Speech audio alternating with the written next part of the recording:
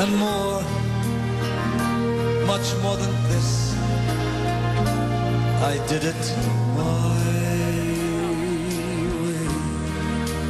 way. All day long. Yes, That's the great Paul Anka singing My Way. You got it. The song he penned for Frank Sinatra. The story behind that song and others is all part of his New York Times best-selling book, My Way, an autobiography. And he also has a new CD out called Duets, a collection of superstar collaborations, and a lot of the stories behind the collaborations as well. Nice to see you. Good to see you again. You look so good, by the way. Well, really terrific. He has got the knack to how to manipulate and manage through the decades and stay relevant, which is a tough thing to do in the music industry, isn't it? Indeed. And in life. And in life. And some of the stories, we can't even tell you about them. The one with Tom Jones and the sheep, I don't even want to go into.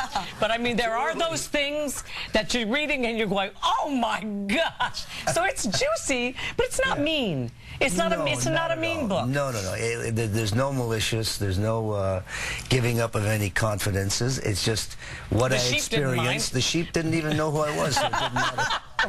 Now, you were well described as like the sort of the Justin Bieber of your day, and a lot of times stars like that flame out. Because you were 15 when you had your first hit, like he was. I was 15. He's a fellow Canadian. Yeah. I guess there's some comparisons, as I've heard.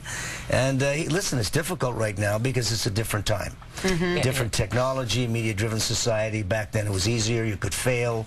You could learn from your failures. Right. Today, the spotlight was different. Totally different, and I think he'll be fine. He's got good Canadian blood in there, so he'll work it out. But the thing that never changes is that there will always be screaming pre-pubescent girls, won't there? Absolutely, that'll never change. And how do you talk about how you went from being that guy to then going other directions? And I love the story of you with the Beatles in Europe before they hit here. He had a big part of the Beatles coming here because you went to a certain person they called a guy. Correct. And, there's all those machinations that go on. I was working in Paris at the time. I used to hang in Europe a lot from age 17, 18. And, you know, we weren't in a media-driven society, as I said. So nobody knew what was going on anywhere in the world.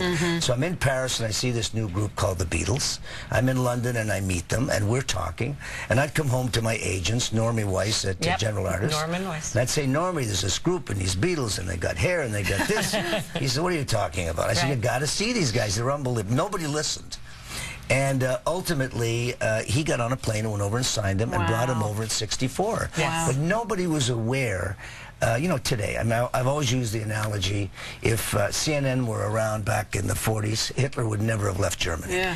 Right. You know. But you almost put yourself out of work, excuse me, Hoda, with doing that, because then the British invasion happened, and you were suddenly not the cool guy. Absolutely, and that's okay. You know why? What happened was we were not embraced. All of these teen idols, we were very specific to fans. Right. And Madison Avenue, we were not embraced in totality by everyone. When the Beatles hit, that whole window opened for the music industry, and it went to another level, and you realized that you needed that evolution for the business to get better, and that's why I went back to my writing and kept writing. Tonight Show 3, Longest Day. I felt it's over, and I need to do something else. And you keep discovering people. Michael Bublé was someone who you spotted, a fellow Canadian. He's got the chops. Well, David Foster, my buddy, brought him to me. We sat down and produced the first album, and Michael's going to last a long time. Well, we're excited about your book. This book is fascinating, whether it loved the music industry or just loved a great success story or just a story of just triumphing through the decades. Great to see you. Thank you. Good to see you. Tomorrow, our guys tell all panels answering your burning questions about the men in your life. And you know him as Alfred in the Batman trilogy. Actor Michael Caine stops by. Love him. Plus, Lou Manfredini, love him too.